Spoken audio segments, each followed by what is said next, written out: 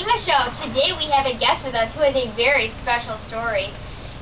He has survived in the wilderness for over 4 months, and not only that long, but in Alaska, no less. Here I am proud to present Chris McCandless. Hi, very nice to meet you. Nice to meet you too. So, Christopher, I have heard so much about your story. Would you like to tell us a little bit about that?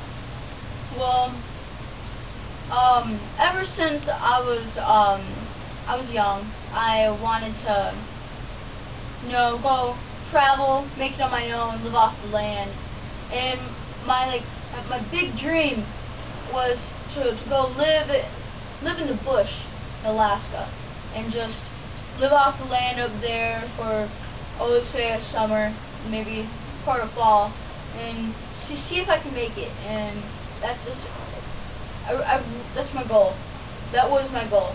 And when the chance happened, I was just roaming the United States, just the country, and just hitchhiking from place to place, walking. Well, I finally got the chance, and I made it up to Alaska. My friend Jim Gallion, he went and dropped me off over by the Stampede Trail.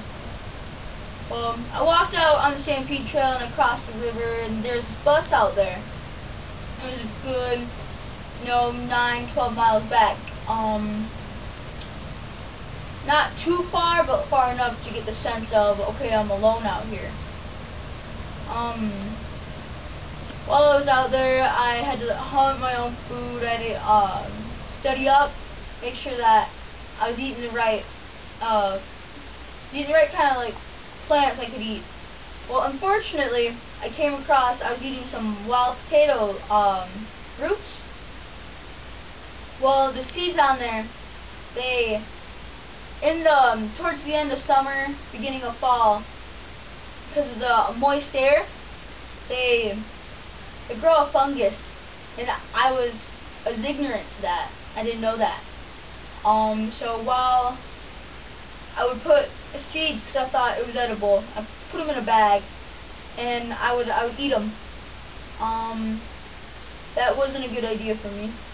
Doesn't sound like it. No, the fungus, it made me so whatever I ate, I didn't get. When you eat, you're supposed to gain energy from what you eat. Well, the fungus made it so I couldn't do that. I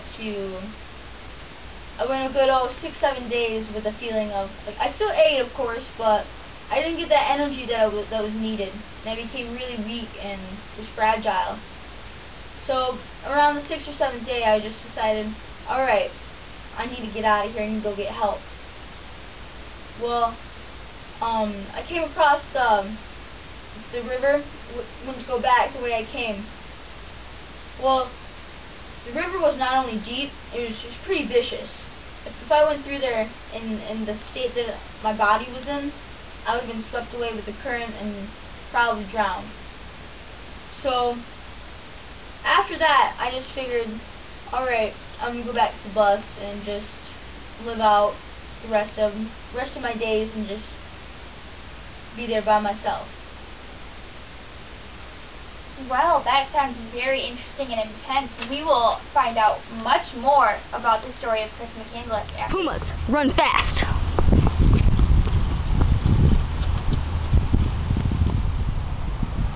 Those are my Doritos! My Doritos! Hello and welcome back. We are here with Chris McCandless, talking about how he got out of Alaska. How did that happen? How are you here today? Well, before the break I said that I was down, I was low, and I wanted to just go back to the bus and live out the rest of my days there. Well, I started thinking about my family and how I never really said goodbye to them, didn't tell them I loved them. And you see, I took off on them about a good 2-3 years ago. No word. I haven't called them up to the point where I went to Alaska. They didn't hear from me until after I got out of there. And you see, I started thinking about earlier in the summer where I came across a small cabin, and in the cabin there, I thought that there would be a better map than what I possessed at that time. And so the cabin was about good 2.5 miles up the river. So I started walking, and yeah, I mean, I was frail and it was hard, but I got there, and when I did get there, I did find a map, and it did show me that there was another point up the river, but where I could cross, but that was a good 6-7 miles up the river, so that was very problematic for me.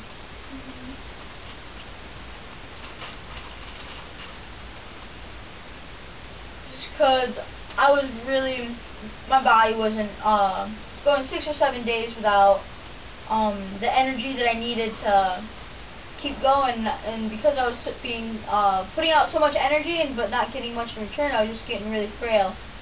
And 6 miles, usually that's nothing, but to me, like, the 6 miles made it feel like it was a good 30-35 miles that I had to walk. Well, I got about good 5 miles before my exhaustion just took over. I just laid down and just couldn't get up after that. I became unconscious, but luckily, when I went to the cabin and I saw the map, I circled where I was going to make sure that that's what I needed. Like, that's where that was a real place. Well, the owners came back and they saw that, and then there were stories going around the town about how there was a man out at the old bus, and well, they thought that they just considered that I was hurt because I was looking for ways to get across the river. So thank God, but they did. They called the emergency response team. They flew in a helicopter. They searched around the area. I was about a mile and a half away from the crossing point, and yeah, they saved my life. They brought me out of there. I was really good, 9,500 pounds, and I was really weak at that time, skin and bones mostly. Well, what a magnificent story, Christopher, and how wonderful it was to have you here. After this quick break, we will have Christopher's family back. Oh my God! Oh my God! Hot and ready, pepperoni pizza time! Yeah, you need Little Caesars tonight!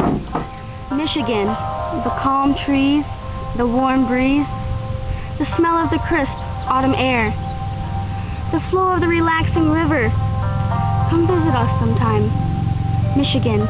Sorry to disappoint everyone, but during the commercial break, the McCandless family was rushed to the hospital. No worries, though. Christopher's sister is going into labor. Soon they will have a beautiful new addition to the family. Stay tuned. Next week we have Monkey Man Tom.